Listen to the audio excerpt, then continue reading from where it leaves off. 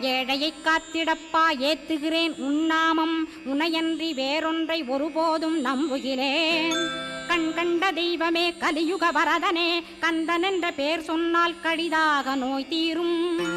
புவனேஸ்வரி மைந்தா போற்றினேன் திருவடியை நம்பினேன் திருவடி சாட்சியாக. புவனமாதா மைந்தனே புண்ணியமூர்த்தியே கேள் நின்னாமம் ஏத்துவதே நான் செய்யும் தவமாகும்.